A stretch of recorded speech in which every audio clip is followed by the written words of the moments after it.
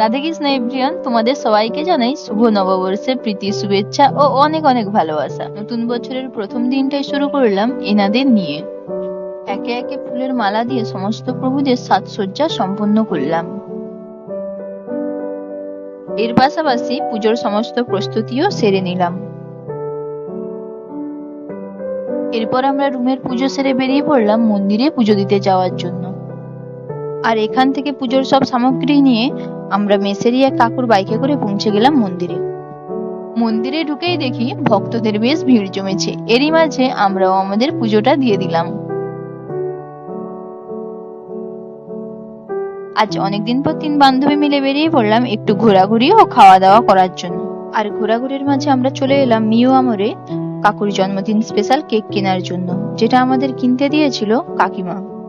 এদিকে পেট পুজোর সাথে সাথে আমাদের হাসি ঠাট্টাও চলছিল সমান তালে। অবশেষে কাকিমার কিনতে দেয়া কিছু ফুল নিয়ে মেসের পথে রওনা দিলাম।